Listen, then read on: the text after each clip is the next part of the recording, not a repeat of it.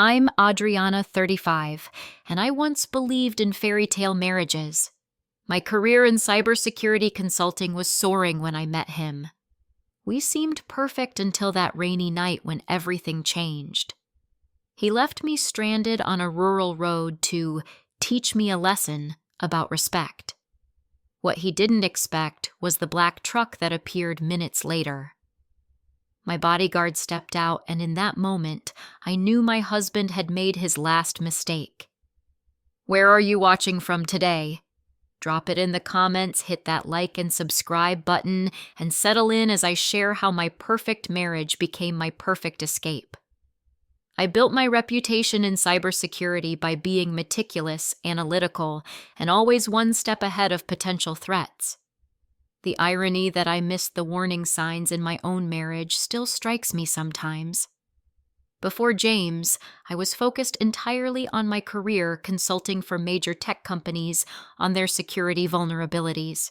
My clients included Fortune 500 corporations who trusted me with their most sensitive systems. I met James Armstrong at a corporate gala where I was hired to evaluate the venue's security systems before a major tech announcement. He was 38, confident, and worked as a financial advisor for wealthy clients. Our eyes met across the room as I was discreetly testing the alarm response time. He approached with a glass of champagne and a curious smile. "I've been watching you," he said. "You're clearly not here for the open bar or networking." I explained my role without revealing too many details. His interest seemed genuine, and by the end of the evening he had my number. Our first date happened 3 days later at an exclusive restaurant where the wait list was typically months long. James had connections everywhere. Our romance moved quickly. Weekend getaways to coastal bed and breakfasts, surprise gifts delivered to my office, and thoughtful notes left on my laptop when I woke up for early client calls. He remembered details about my favorite books, wines, and the specific way I took my coffee. 8 months into our relationship, during a sunset dinner in Maui, he proposed with a vintage diamond ring that had belonged to his grandmother. "You're the most fascinating woman I've ever met," he told me as he slid the ring onto my finger. "I want to build a life with someone as brilliant as you." Our wedding was everything I thought I wanted. James spared no expense, insisting on a ceremony at a historic mansion with 200 guests. My parents, both retired professors from Wisconsin, seemed slightly overwhelmed by the grandeur, but were happy to see me settled with someone who appeared so devoted. The first year of marriage felt like an extension of our courtship. We purchased a beautiful colonial home in an exclusive suburb with a state-of-the-art security system that I personally enhanced. My business continued to thrive with more high-profile clients seeking my expertise after a major data breach at a competitor's firm made headlines. James seemed supportive of my success at first. He would brag about my accomplishments to his colleagues and friends, introducing me as the security genius who could hack the Pentagon if she wanted to. I noticed he particularly enjoyed the impressed reactions from his male friends. "My wife is changing how corporations think about digital security," he would say, his arm wrapped firmly around my waist. It was during this time that my childhood friend Marcus reached out. We had grown up next door to each other in Madison, and he had gone into personal security after his military service. He was now running his own firm, providing protection for executives and public figures. "Audrey, with the clients you're handling and the information you have access to, you should consider having some personal security," he suggested during one of our monthly catch-up calls. I laughed it off initially, but after receiving some concerning anonymous emails following a high-profile security audit, I reconsidered. Marcus assigned Michael Sullivan to be my primary security detail for client meetings and travel. James initially seemed impressed by this development, viewing it as another sign of my professional status. "My wife is so important she needs a bodyguard now," he would tell people at social gatherings, squeezing my shoulder just a little too tightly. Looking back, I should have recognized these moments as the first cracks in our foundation. The small controlling behaviors disguised as protectiveness. The way he began questioning my late nights working. How he would text repeatedly when I was in meetings. But in my mind, we were still the perfect couple with the perfect life. I didn't see how James's smile would tighten when clients called outside business hours. I missed how he would stand slightly too close when I spoke with male colleagues. I didn't register the significance when he suggested I didn't need to work so hard, given his own successful career. The signs were there from the beginning, hiding in plain sight behind designer suits and romantic gestures. I was a security expert who had missed the most important vulnerability of all the ones sleeping beside me every night. The shift in our relationship was so gradual that I almost convinced myself it wasn't happening. James began commenting on my work schedule with increasing frequency, his supportive facade slowly crumbling. "You missed dinner again," he would say, standing in the kitchen with arms crossed as I returned home from a late client emergency. "I waited 2 hours. I texted you that the meeting was running long." I would respond, exhaustion seeping into my voice. "You always have an excuse, Adriana. Your priorities are clear." These conversations became our new normal. I started rushing through client meetings, checking my phone anxiously, knowing each minute past our agreed return time would fuel another argument. My colleagues noticed the change. "Everything okay?" my associate Sarah asked after I abruptly cut short a productive session with a new client. "Fine, just need to get home," I replied, already gathering my papers. 6 months into our marriage, James began questioning my phone usage. It started innocently enough, borrowing my phone when his battery died, then scrolling through messages while it was unlocked. "Who's Daniel?" he asked casually one evening, my phone in his hand. "The CISO at Next Gen Tech. We're implementing their new security protocol." I explained, not thinking much of it. "You text him a lot," James continued, thumb scrolling through our conversation. "Pretty friendly for a client." The first major argument exploded when a ransomware attack hit one of my biggest clients at 2 a.m. I received the emergency alert and was pulling on clothes when James woke up. "Where do you think you're going?" he demanded, sitting up sharply in bed. "Meditech's systems are down. Their patient data is at risk. I need to get there now." "It's the middle of the night, Adriana. Let someone else handle it." "I'm their lead consultant. There is no someone else," I explained, grabbing my laptop bag. His face hardened as he stood blocking the bedroom doorway. "So some company is more important than our marriage, than respecting your husband." That night set a pattern. Each emergency, each late client meeting, each business trip became a battleground. James began checking my location throughout the day, claiming he was just making sure I was safe. He questioned mail names in my contact list, client dinner receipts, even the clothes I wore to meetings. "That skirt seems short for a professional setting," he commented as I dressed for a conference presentation. My friendship with Michael, my bodyguard, particularly aggravated James. Michael maintained absolute professionalism, but the nature of his job required him to be nearby when I worked with sensitive information or traveled. He became a consistent presence, driving me to important meetings, standing discreetly in the background at conferences, ensuring my safety during international trips. "Do you really need him hovering around all the time?" James would ask. "People will think there's something going on." "It's his job, James. Marcus assigned him specifically because he's the best." James would scoff. "I bet he is. I see how he looks at you." Despite these growing tensions, my professional reputation continued to rise. I secured a major contract with a government contractor that would involve designing a completely new security architecture.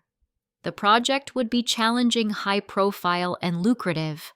When I shared the news with James over dinner, his reaction was tepid at best. "Great," he said flatly. "More time away from home." I found myself making smaller in his presence, speaking less at dinner parties, changing outfits if he frowned at my choice, texting constant updates about my whereabouts. My confident professional self and my diminishing personal self were becoming two separate people. The contrast became starkly apparent at a dinner party we hosted for some of James's colleagues and their spouses. I had prepared a brief toast, welcoming everyone as James had suggested. But when I began to speak, he interrupted. "What my lovely wife means to say is that we're delighted you could all come tonight," he said, placing his hand firmly on my shoulder.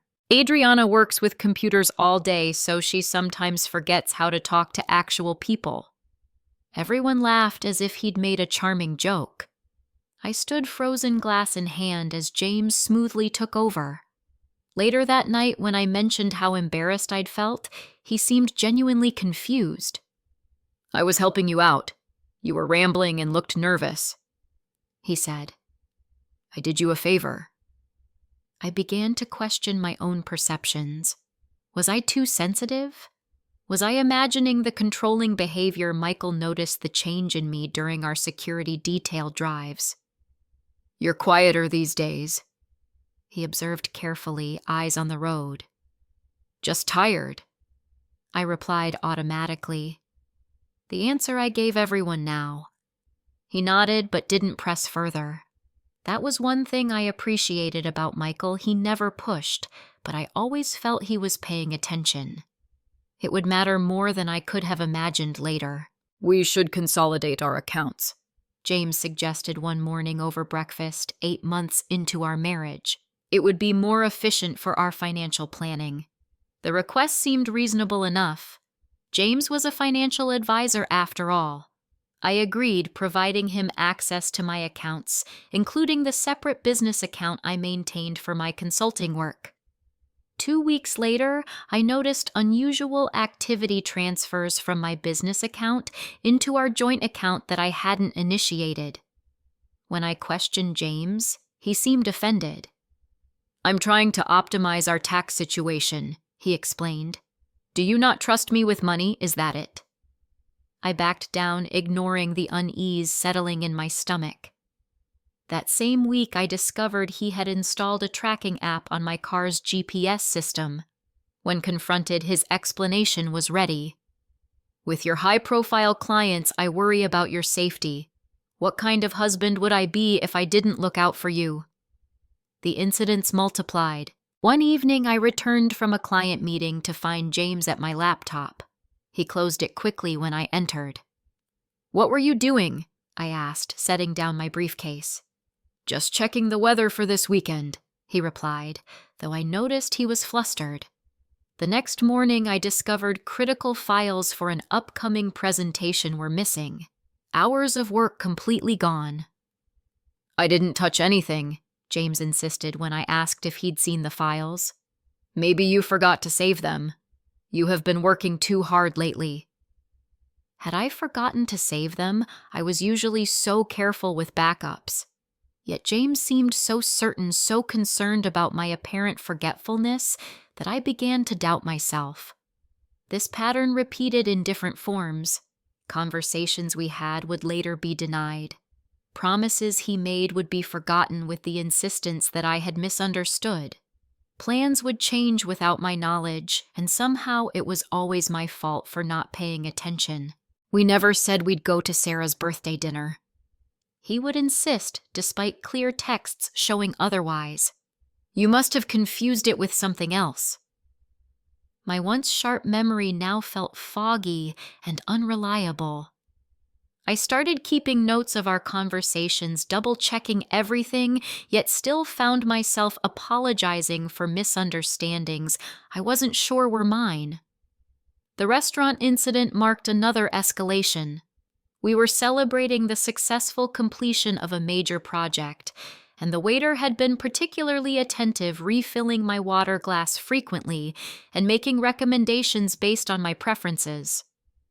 "The wild mushroom risotto would suit your taste, I think," the waiter suggested after I mentioned enjoying earthy flavors. When he left to place our orders, James's expression darkened. "He seems very interested in what suits your taste." "He's just being a good waiter," I replied, taking a sip of wine. James remained silent through most of dinner. When I excused myself to use the restroom, I returned to find him gone. He had paid the bill and left without a word, taking our car. I stood outside the restaurant, confusion giving way to humiliation as I called Michael to pick me up. "He just left you there?" Michael asked, his usual professional reserve slipping for a moment. "There must have been some emergency," I said weakly, though we both knew there wasn't. James's criticisms became more direct and cutting. My appearance, which he once complimented constantly, now received regular critique. "That outfit makes you look boxy," he would say as I dressed for work. Or, "Your hair looked better before. This style ages you." My intelligence, which had initially attracted him, became another target. "That's not how that works, Adriana," he would say dismissively during conversations even about cybersecurity topics in which I was the expert. "Do you even think before you make these decisions?" became a common refrain when I scheduled client meetings or made plans with the few friends I still maintained contact with. Michael became my reality check during this period.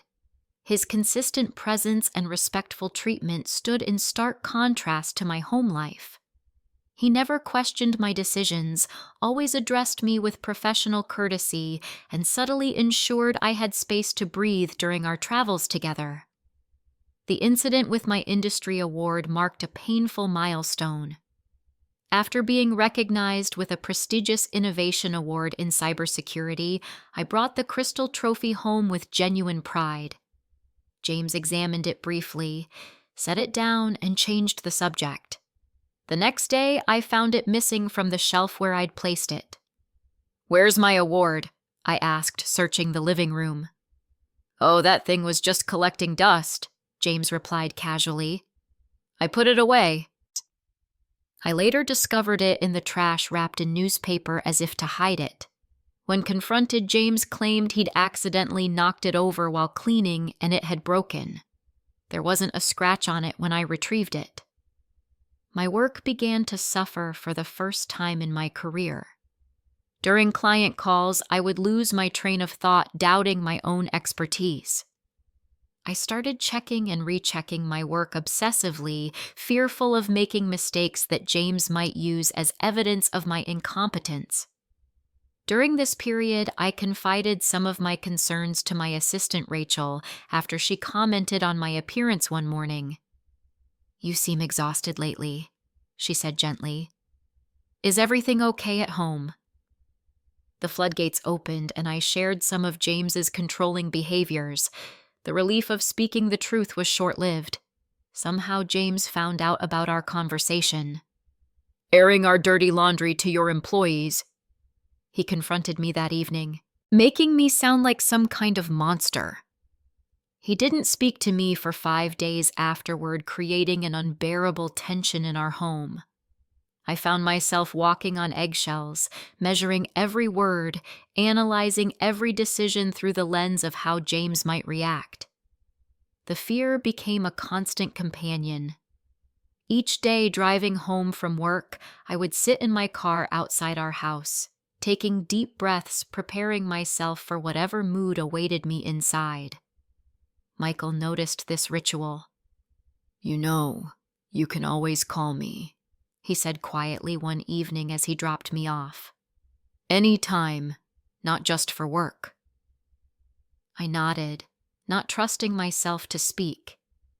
The woman who fearlessly protected million-dollar systems now feared walking into her own home. The woman I saw in the mirror each morning looked familiar but felt like a stranger. When had I started hunching my shoulders? When had my voice grown so quiet? When had I begun second-guessing every thought I was disappearing bit by bit, and the most frightening part was how normal it had begun to feel? The breaking point came in October, 18 months into our marriage. I had been invited to speak at a major cybersecurity conference in Seattle, an opportunity that would significantly raise my professional profile.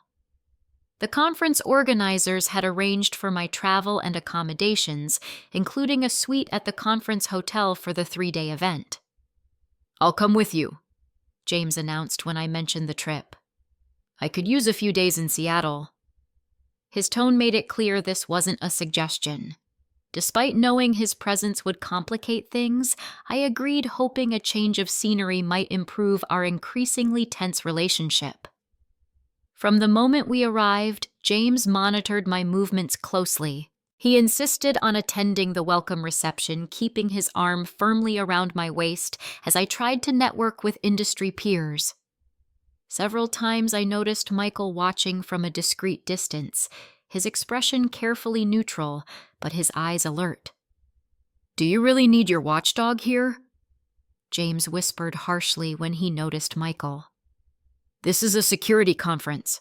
What do you think is going to happen?" "It's standard protocol," I explained quietly. "The company policy requires it for all speakers." The first day of presentations went smoothly, with James sitting in the back of the room during my talk on emerging ransomware threats. That evening, we were invited to a dinner with several conference speakers and major industry figures' connections that could lead to valuable opportunities. Throughout the meal, I engaged in discussions about zero-day vulnerabilities and emerging security frameworks. James initially maintained a charming facade, introducing himself as the lucky man married to the security genius. But as the evening progressed and the attention remained focused on technical matters, he couldn't contribute to his demeanor darkened. After I spent several minutes discussing a potential collaboration with the CISO of a major healthcare network, James abruptly interrupted. "I'm sure my wife would love to continue this conversation, but we should discuss your rates first," he said, his smile not reaching his eyes.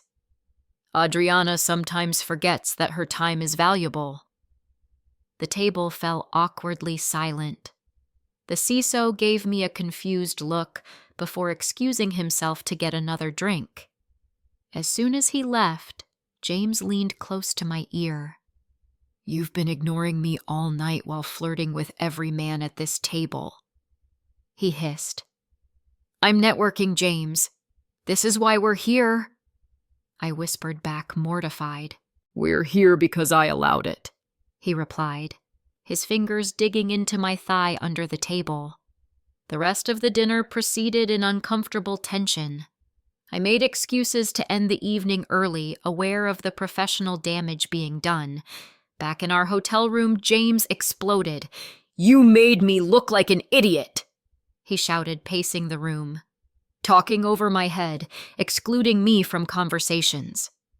"These are technical discussions related to my work," I tried to explain. "I wasn't—" "Your work, your career, your connections," he mimicked. "What about us? What about my needs?" The argument escalated until James swept his arm across the desk where my presentation materials for the next day were arranged. My laptop crashed to the floor, papers scattered, and my backup drive skidded under the bed. I stood frozen, staring at my materials, hours of preparation destroyed in seconds. Without thinking, I pulled out my phone and texted Michael. "Need backup materials for tomorrow. Can you help?" James grabbed my phone, reading the message. "Running to your bodyguard again." "What exactly is your relationship with him?" "He's my security detail, James. It's his job to assist me." "His job is to protect you from external threats," James sneered. "But who protects you from your own poor decisions?" Michael arrived 20 minutes later with a backup laptop and copies of my presentation. James retreated to the bathroom, refusing to open the door when Michael knocked. I accepted the materials with shaking hands. "Everything okay?" Michael asked quietly, his eyes taking in the scattered papers and my clearly distressed state. "Just a small accident," I lied. "Thank you for coming so quickly." After Michael left, James emerged from the bathroom, his anger seemingly replaced by cold detachment. We slept in silence that night, separated by an ocean of unspoken words in the king-sized hotel bed. The next morning, I delivered my presentation with as much professionalism as I could muster, but my usual confidence was noticeably absent. Several attendees approached afterward with concerned questions about whether I was feeling well. I made excuses about a migraine. I contacted the conference organizers and regretfully explained that I needed to withdraw from the final day's panel discussion due to a family emergency. They were understanding but clearly disappointed. Another career opportunity sacrificed at the altar of my crumbling marriage. We checked out early the original 3-day trip cut to barely 36 hours. The drive home would take nearly 4 hours, mostly along rural highways cutting through Washington state before reaching our suburb outside Portland. The first hour passed in complete silence. Heavy rain began to fall as we left the urban areas behind fat droplets splattering against the windshield and reducing visibility. James drove tensely, his knuckles white on the steering wheel. Around the 2-hour mark, he finally spoke. "You embarrassed me in front of all those people." "That wasn't my intention," I replied carefully, watching raindrops race down my passenger window. "Nothing ever is it? You never intend to undermine me, to make me look foolish to prioritize everyone else. It just happens."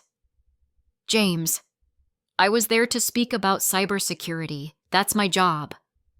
"Your job?" He spat the words. "What about your job as my wife?" The storm intensified, thunder rumbling overhead as we traveled down a particularly isolated stretch of highway. No other cars were visible through the downpour. "You need to learn respect, Adriana." James continued, his voice eerily calm now. "You need to understand there are consequences for your actions." Without warning, he pulled the car onto the shoulder of the road, gravel crunching beneath the tires. The windshield wipers swept frantically against the torrent as he put the car in park and turned to me. "Get out," he said simply.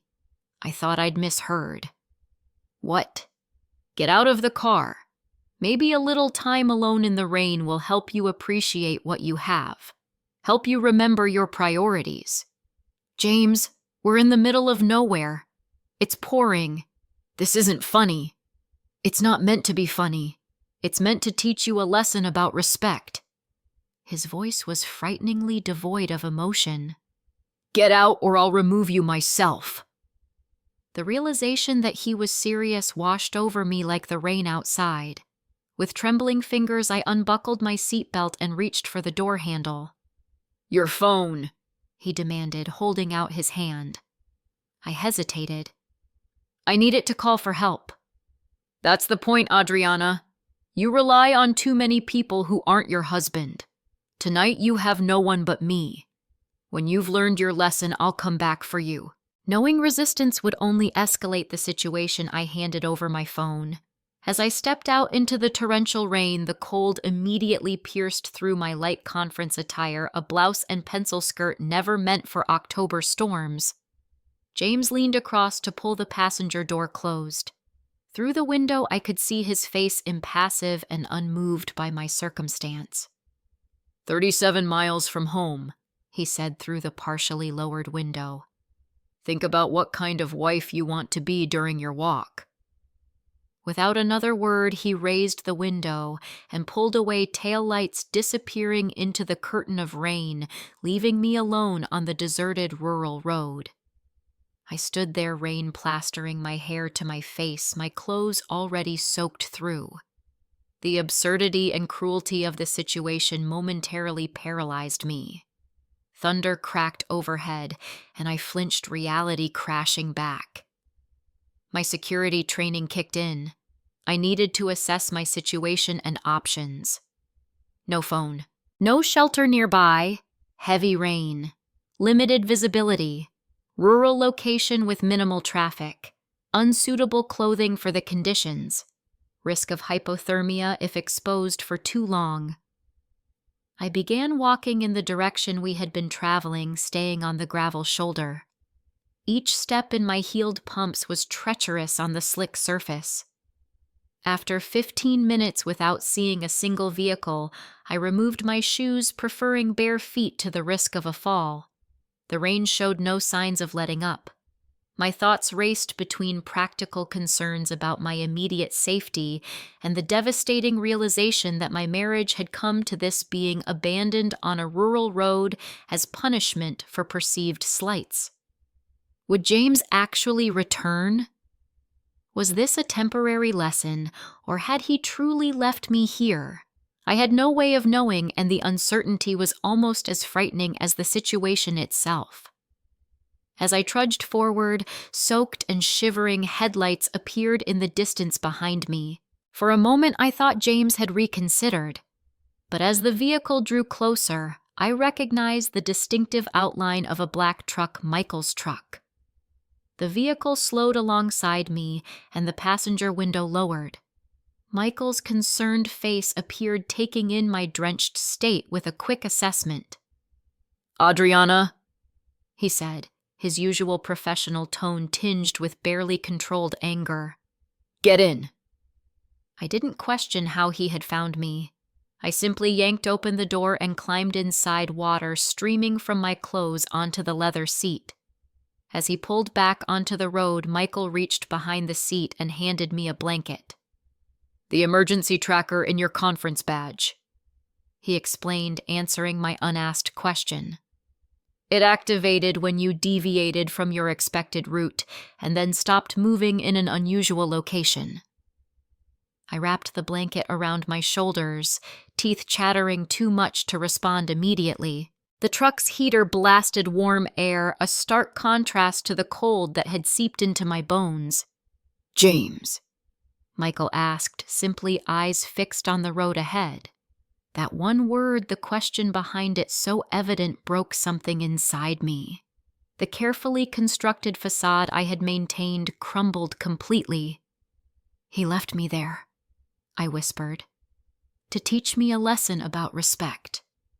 Michael's hands tightened on the steering wheel, but his voice remained steady. "Has this happened before?" "Not this exactly, but—" I paused, the full weight of my situation finally impossible to deny. "Things have been escalating for months. The control, the criticism, the isolation." I found myself recounting incidents I had previously minimized or excused: the phone monitoring, the financial control, the gaslighting, the public humiliation. Once I started, I couldn't stop, the words pouring out like the rain still beating against the truck. Michael listened without interruption. When I finally fell silent, he spoke carefully. "I've suspected for some time. There were signs, but I couldn't intervene without your acknowledgement of the situation." "You knew?" I asked, surprised. "I'm trained to recognize patterns of control and potential danger," he replied. "But my primary responsibility was to respect your autonomy while ensuring your physical safety." "Where are we going?" I asked suddenly, realizing we weren't heading toward my home. "A secure hotel," Michael answered. "Unless you specifically want to return home right now." The thought of facing James in my current state sent a wave of dread through me. "No," I said quietly. "Not home." Michael nodded, taking the next exit toward the city center. "I have a protocol for situations like this. If you agree, we'll get you settled somewhere safe, and then discuss next steps when you're ready." In the warmth of the truck, with the distance from James growing with each mile, I felt something unexpected relief. Not happiness, not peace, but the simple relief of not having to pretend anymore. The mask I had worn for so long could finally come off. "Thank you," I said softly, looking out at the rain that had nearly broken me, but had instead set me free. Michael drove me to a boutique hotel in downtown Portland, where the security firm had an established relationship. He spoke briefly with the manager while I waited in the truck, still wrapped in the blanket, my wet clothes clinging uncomfortably to my skin.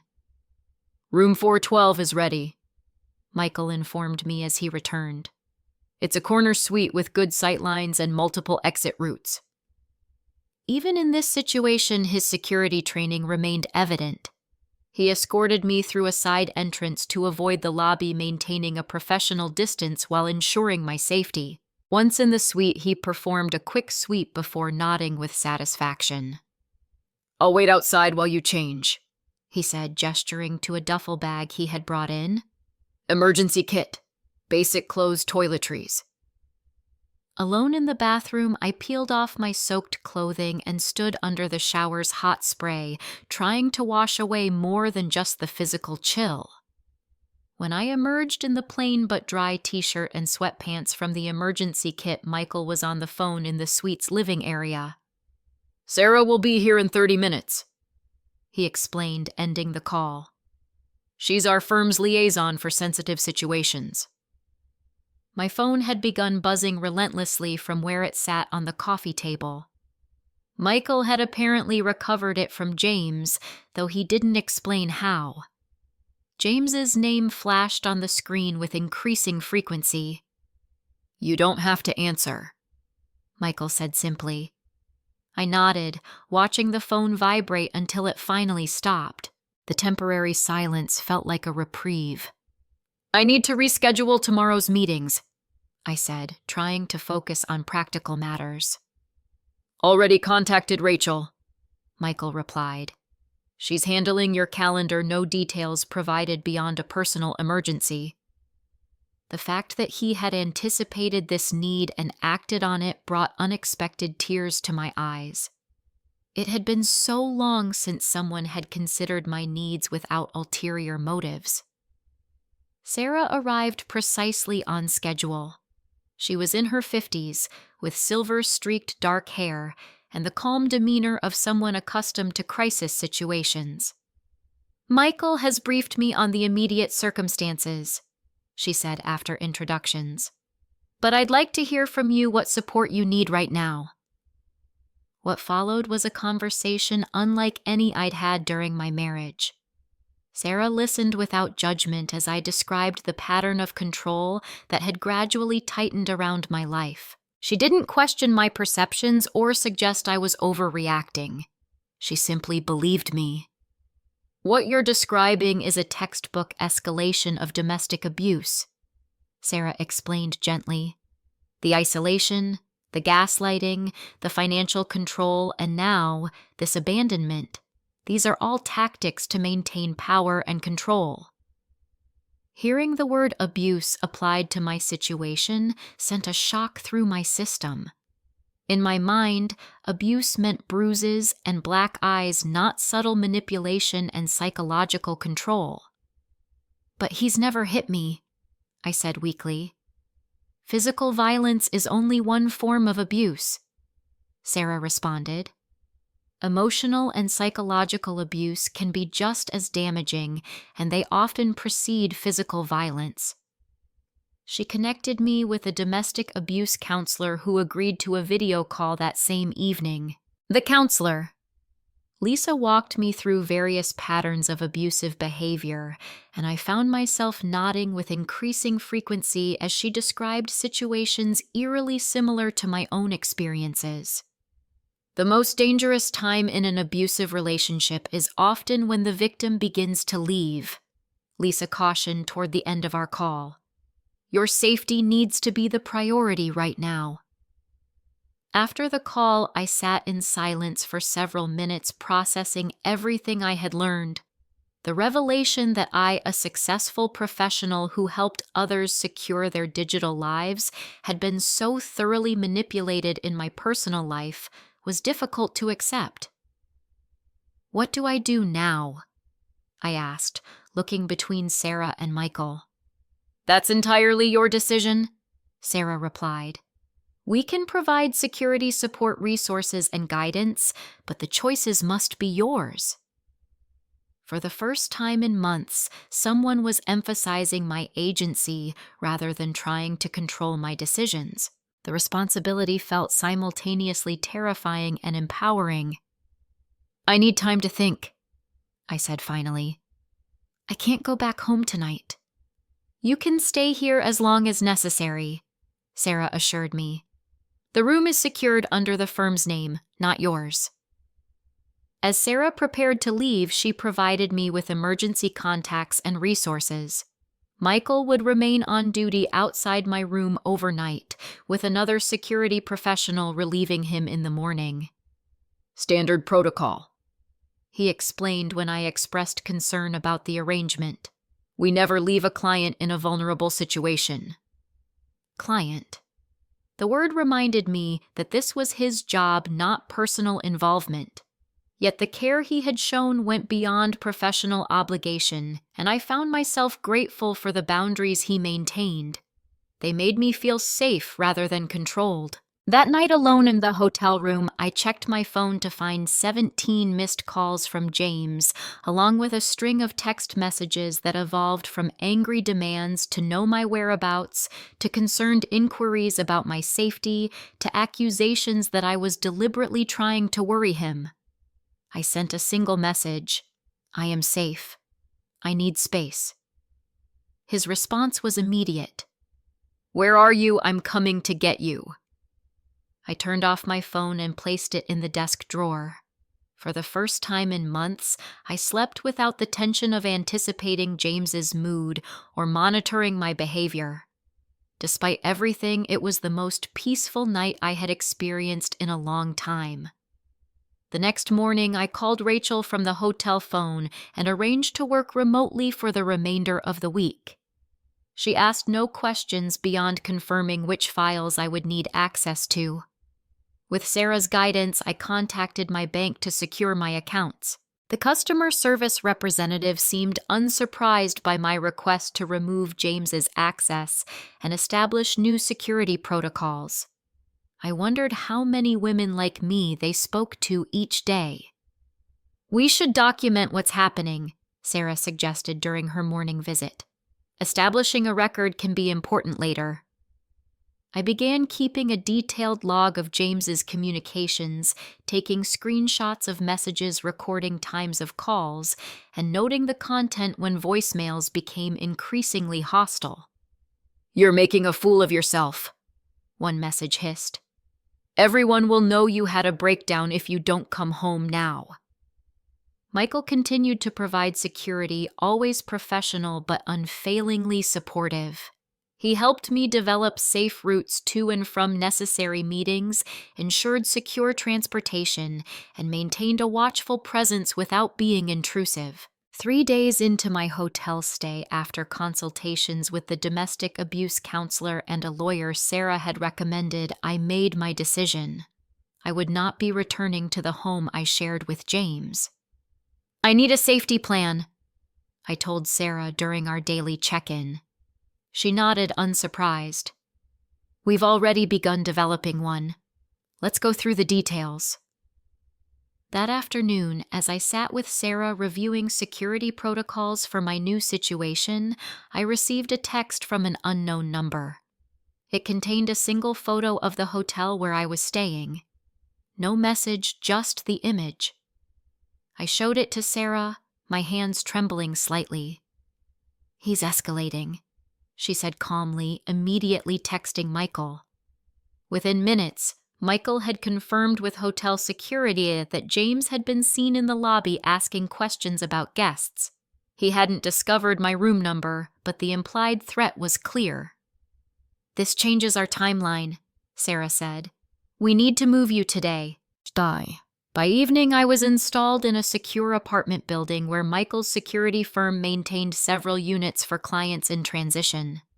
The building had 24-hour security restricted access and no connection to my name. That night, as I sat in the sparsely furnished but safe apartment, I felt the full weight of my decision. I was leaving my marriage, my home, and the life I had built. Yet beneath the grief and fear ran a current of something I hadn't felt in a long time: hope. 7 days after James abandoned me on that rainy road, I filed for an emergency restraining order. The judge reviewed my documentation, the threatening messages, the photo of the hotel statements from Michael and hotel security about James's attempts to locate me, and my detailed account of the abandonment incident. "The court finds sufficient evidence to grant a temporary restraining order," the judge announced. "The respondent is to maintain a distance of at least 500 feet from the petitioner and have no contact through any means." The official language transformed my personal nightmare into a legal matter, lending validation to fears I had previously dismissed. James would be served with the order within 24 hours. With the restraining order in place, Michael coordinated a security team to retrieve essential items from my home. The operation was planned with military precision, a 2-hour window. When James would be at his office, 3 security professionals, in addition to Michael, and a detailed inventory of items to collect. I provided them with a floor plan of the house and the location of important documents, clothes, and irreplaceable personal items. My laptop backup drives and professional equipment were high on the list. "We'll be in and out efficiently," Michael assured me. "The police have been notified about the restraining order and our planned retrieval." The team returned with several suitcases and boxes containing my most important possessions. Among them was the crystal award James had tried to discard, now wrapped carefully in one of my sweaters. That same evening, James was served with the restraining order. His reaction was swift and explosive. A barrage of messages from unknown numbers and mutual friends began immediately. "He says you're having a mental breakdown," reported one concerned friend. "He's worried sick about you. James told everyone you're working with sensitive government information and had some kind of security breach." Another friend texted, "Is that why you disappeared?" The narrative James was creating portrayed him as the concerned husband and me as unstable, paranoid, or compromised. It was a calculated attempt to undermine my credibility and isolate me further. I moved into a furnished apartment in a secure building downtown close to my office, but in a neighborhood where James rarely ventured. The building had secure entry, 24-hour concierge, and a no-visitor policy I could activate as needed. Support arrived from unexpected quarters. When I finally felt secure enough to call a client and explain my limited availability, her response surprised me. "Take the time you need," she said without hesitation. "We've worked with other consultants who've been in similar situations. Your safety comes first, and your job will be here when you're ready." Her understanding made me wonder how common my situation truly was. How many other professional women maintained polished exteriors while enduring private control and humiliation. Gradually, I began reconnecting with friends and family from whom I'd been isolated. Some relationships were too damaged to immediately repair, but others offered forgiveness and support I hadn't dared hope for. "I knew something was wrong," my college roommate said during our first call in over a year. "You stopped sounding like yourself. I should have tried harder to reach you." "It wasn't your fault," I assured her, a truth I was still learning to apply to myself as well. As my support network rebuilt, my confidence began to return. I scheduled a meeting with my attorney and filed for divorce, citing irreconcilable differences and including the restraining order in the documentation. James's response was predictable. He refused the initial terms and demanded mediation, a tactic the lawyer warned me was common in cases involving controlling partners. "He wants face-to-face contact," she explained. "We can insist on separate mediation sessions or move directly to court proceedings." 2 weeks after filing, I returned to work full-time. Michael's security firm continued providing protection, though we adjusted the protocols to be less visible. He remained my primary security detail for client meetings and travel a professional relationship that had evolved to include deep trust. Despite the restraining order, James found ways to make his presence felt. Mutual friends would mention his concerns about my mental health. Colleagues would reference running into him at industry events where he would inquire about my projects. A gift basket with no card arrived at my office containing items only James would know I preferred. Each incident was documented and reported to my attorney, building a case of continued harassment despite the legal boundaries in place. The note left on my car marked another escalation. After a dinner meeting with clients, I returned to the parking garage to find an envelope tucked under my windshield wiper. Inside was a handwritten note in familiar handwriting.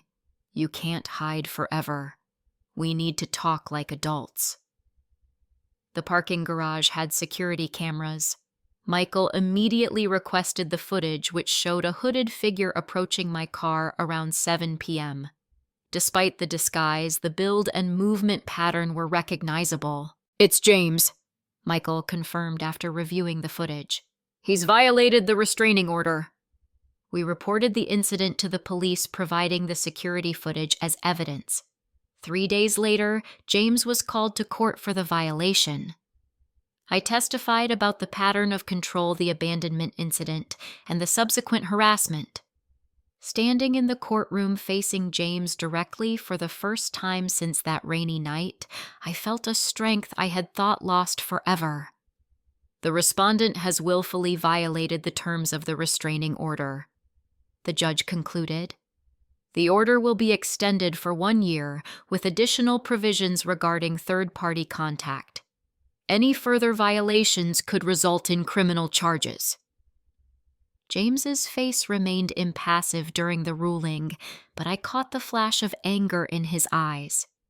He had always hated losing control, and now it was happening publicly, officially.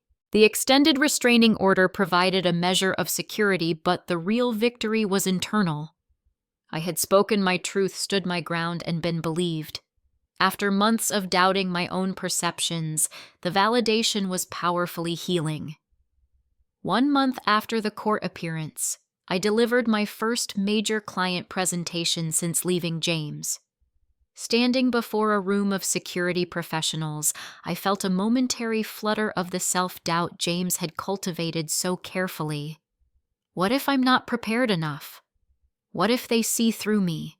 What if I've lost my edge?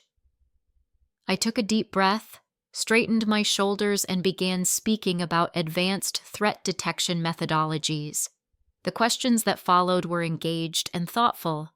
The discussion was vigorous and productive. When I concluded, the room broke into spontaneous applause.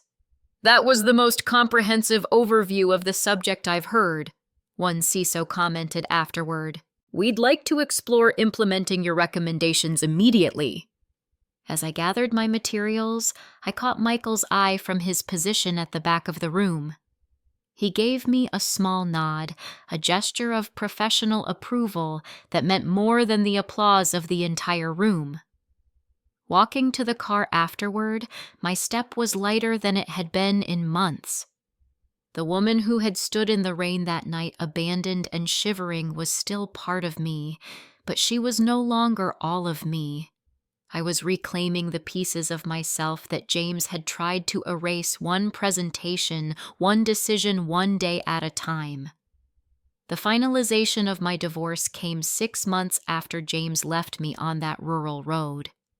After multiple attempts to delay proceedings and force face-to-face meetings, he finally realized I wouldn't be manipulated back into his control. The settlement was clean but costly. I surrendered claims to our shared home and certain investments to avoid prolonged legal battles, a decision my attorney initially questioned. "You're entitled to more," she argued. "We can fight for it." "I have what I need," I replied. My freedom is worth more than the house. The day the papers were signed, I stood outside the courthouse feeling lighter, as though invisible chains had finally fallen away. Michael waited by the car, maintaining his usual professional distance while ensuring my security. "It's done," I told him, approaching the vehicle. "Congratulations," he replied simply. "Where to now?" That question extended beyond our immediate destination. Where to now, indeed? With my marriage officially ended, I faced rebuilding my life entirely on my terms, an exhilarating and intimidating prospect. I decided to start with a new home. The secure apartment had served its purpose, but it never felt like mine. I purchased a modern condominium in a building with excellent security features, including keycard access, 24-hour doorman, and a secure parking garage. The process of furnishing and decorating became unexpectedly therapeutic. Every choice, from the color of the walls to the arrangement of furniture, was mine alone. No one questioned my preferences or dismissed my opinions. The resulting space reflected my personality in ways my previous home never had. My security measures remained robust. Though James had seemingly accepted the finality of our separation, the patterns established during our marriage suggested caution was warranted. I maintained a security system that Michael personally vetted, and his firm continued providing protection for professional engagements. Our professional relationship had evolved into a friendship that respected appropriate boundaries. Michael never crossed the line between security provider and personal involvement, but his consistent presence offered stability during my transition. Most clients reduce their security after resolution of the immediate threat, he mentioned during a drive to a client meeting. "Would you like to discuss adjusted protocols?" I considered the question carefully. "Not yet," I decided. Professional security still makes sense given my client list, regardless of personal circumstances. He nodded, neither encouraging nor discouraging the decision. That neutrality, the respect for my agency without attempt to influence, remained one of the things I valued most about our working relationship. Therapy became an essential part of my healing process. Weekly sessions with Lisa, the domestic abuse counselor, who had initially helped me, provided space to process my experiences and recognize patterns I wanted to avoid in future relationships. "You were targeted precisely because of your strength and success," Lisa explained during one session. Contrary to popular belief, abusers often select partners with significant resources and capabilities. The challenge of controlling someone powerful can be appealing to them. This perspective helped address the shame I had felt about being manipulated despite my intelligence and professional acumen. The skills that made me effective in identifying digital security threats hadn't translated to recognizing personal ones. "We're trained to look for certain types of threats," I realized aloud. I was scanning for the wrong indicators in my personal life. As part of my healing, I began developing a side project, a training program for professionals about recognizing workplace control dynamics. The project combined my security expertise with my personal experience, creating something meaningful from my painful past. The program focused on identifying boundary violations in professional contexts, recognizing gaslighting techniques, and establishing personal security practices. I piloted it with a small group of women in tech, and their response was overwhelmingly positive. "I never had language for what was happening with my business partner," one participant shared. "Now I can name the manipulation techniques and respond appropriately." 6 months after my divorce, I was invited to speak at a Women in Technology conference. My presentation on personal security beyond passwords incorporated elements of my training program, touching on both digital and interpersonal security without directly referencing my experience. After the presentation, a woman approached me privately. Your points about information compartmentalization saved my career, she confided. My ex was using shared access to sabotage my work, just like you described. These moments of connection reinforced my commitment to the work.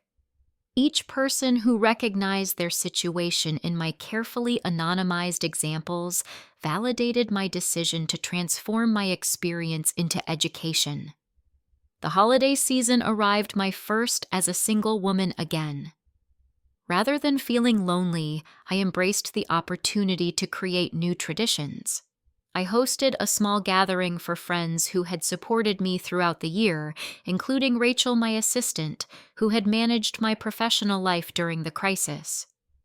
I never thanked you properly, I told her during a quiet moment at the party. You kept everything running when I couldn't. That's what teams do, she replied simply. And we're a good team. My parents visited from Wisconsin, their first trip since the divorce. My mother had initially struggled to understand why I had ended a marriage that appeared perfect from the outside. I just want you to be happy, she said, as we prepared dinner together in my new kitchen. Are you happy? I considered the question seriously. I'm peaceful, I answered finally. Happiness comes and goes, but peace is something I haven't felt in years. So yes, I think I am happy in a deeper way than before. She nodded, seeming to understand something fundamental about my journey. My final encounter with James occurred at an industry gala 8 months after our divorce.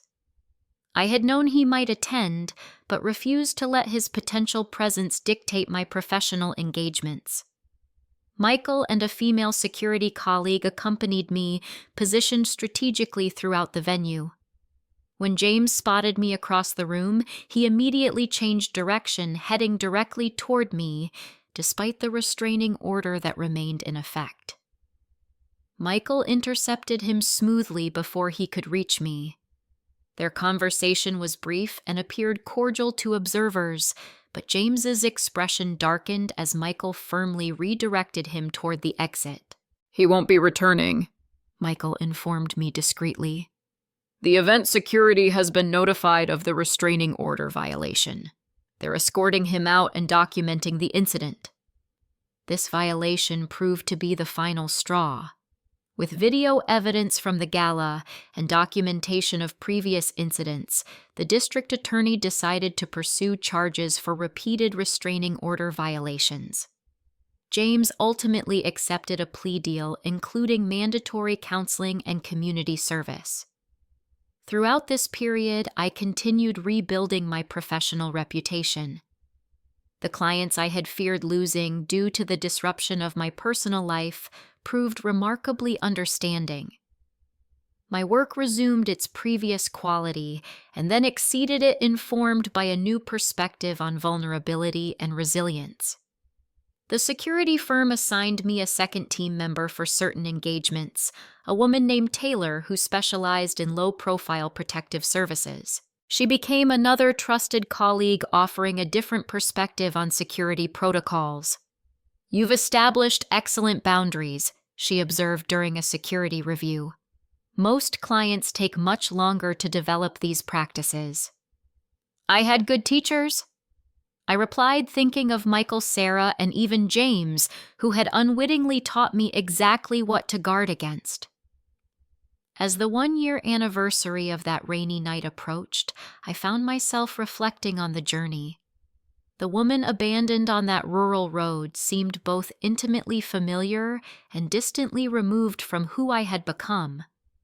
I had learned to recognize red flags I once dismissed: love bombing disguised as romance isolation, masked as exclusivity control presented as care.